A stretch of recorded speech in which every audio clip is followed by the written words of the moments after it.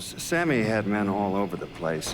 One of them worked at a cleaner's and stole the uniforms Georgie Marcano and Lincoln Clay wore on the day of the robbery. Another one was a janitor at the Federal Reserve, and he provided a rough layout. The robbery of the Federal Reserve was timed perfectly, and none of it would have been possible without the involvement of Sammy Robinson, Lincoln Clay, and the rest. Pay a visit to the Mafia III fandom wiki, and you'll find an elongated list of known Mafia III bugs. Varying degrees of severity are archived for your reading pleasure. Serious stuff, like objective-breaking glitches or mission requirements failing to spawn, like quest-giving NPCs or heist-essential vehicles. To more whimsical but still immersion-breaking bugs like New Bordeaux's citizens inexplicably diving in front of your car to allies undesirably joining stealthy combat, blowing both your cover and your patience. Now, to be clear, this library's worth of bugs are confirmed to exist by the admins of this wiki page after Mafia III's final patch update back in 2020. So the question of whether some 8 years later if Mafia III is free from the game-breaking glitches which plagued its launch, the answer appears to be a resounding no.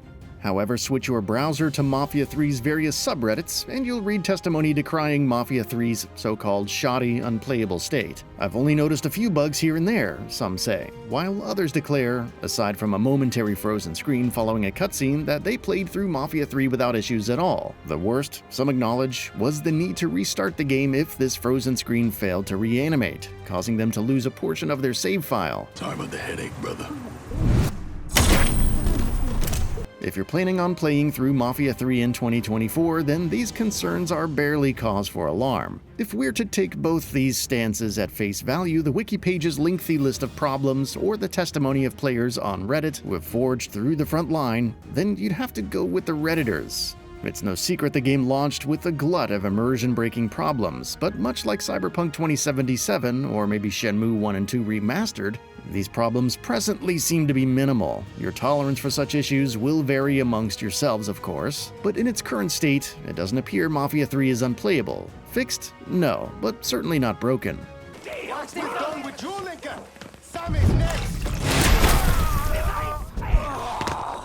Just had to stop something. The question then is, would you play it anyway? There's no denying Hangar 13 have created a wonderfully evocative world in New Bordeaux, an obvious stand-in for 1960s New Orleans. Swampland nestles adjacent to dilapidated buildings. Ostentatious suburbs decorate elaborate networks of rivers and canals. Open farmland, slums, it all bustles with ever-presence. Interwoven into the fabric of the city are heavy socioeconomic themes contemporary to the time and still bubbling under the surface in most parts of the world today. Racism, intolerance, prejudice, systemic struggle, social division, all soundtracked by the afternoon hum of emergent dialogue, opinionated radio stations, and hazy jazz locations. If the game's mission design, which we'll get onto later, makes for a hollow experience, hollow this city certainly is not. Player character Lincoln Clay, a tormented Vietnam War vet, is just about likable enough to endear the ripples of this intolerance to yourself. Whether you've experienced it in real life or not, the city's police treat him with disdain, while shopkeepers alert the authorities should Lincoln decide to browse their wares long enough to appear suspicious.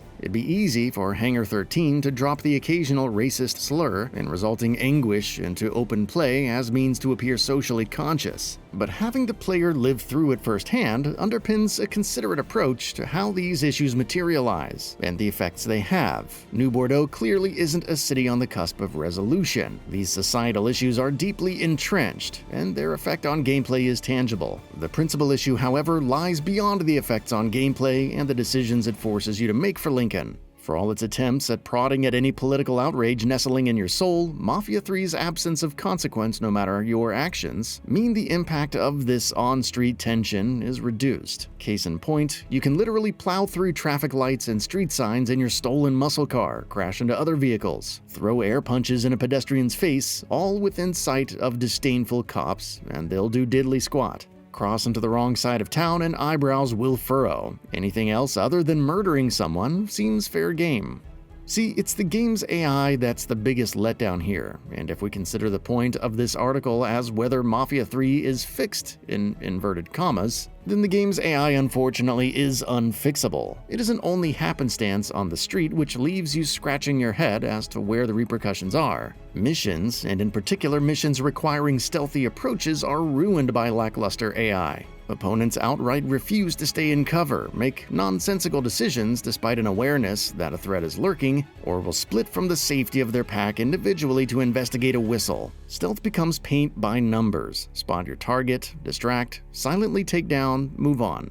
Mission structure itself follows an identical format established by open-world games for the best part of a decade prior to. Go here, kill some people, go somewhere else, kill some more. The overarching goal is to flush out district mob bosses, exposing them for assassination before taking control of their patch. But the means to get there we've done time and time again. To Hangar 13's credit, they've justified Lincoln's violent rampage by his terrifying military history, his single-minded approach to retribution forged through the perplexity of proxy war. The story, if a tad predictable, is well written and well acted for the most part too, so the process of slaving through the 30-plus hour campaign isn't mindless. It's just that despite the wealth of content, it's all the same thing redressed in a different building or district, and the sheer length of the game bites down hard on those determined to see it through to the end. Some intrigue is implanted via the lieutenant system, though, whereby once districts are conquered, Lincoln then chooses who to assign to oversee its control. Giving one allied mob boss the keys to another wing of the castle risks undermining another, and it creates an interesting dynamic between these disparate conglomerate of nationalities and belief systems, with Lincoln at the helm, who are attempting to wrestle control of New Bordeaux for themselves. Whether it's enough to keep you engaged over the game's length, with all the shoddy AI and occasional bugs, is up to you. Going back to the start, its exorbitant array of bugs listed on the game's fandom wiki paints a picture of a game that's totally unplayable, but we know from eyewitness testimony this isn't totally the case. So, from that perspective, we can probably say that yes, maybe Mafia III is fixed after all, or, as stated earlier, at least not broken. You can play it, enjoy it, see it through to the end, move on to something else. The deeper question: is Mafia III fixed from all of its design foibles? Its underbaked AI? Its unimaginative mission structure? Well, no, it can never be. Much like the social angst engulfing New Bordeaux's streets, these setbacks are interwoven into the fabric of the game code, and you'd have to ask yourself if it's worth putting yourself through it given the wealth of superb open-world titles out there that do what Mafia III does, but much better and less buggy. You out of your mind?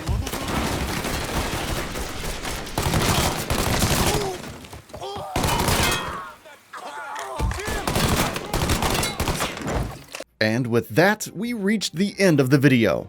Have anything to say? Let us know in the comments below. Also, we upload new videos every single day on GamingBolt, so please consider subscribing as it really helps us out. Thanks for watching.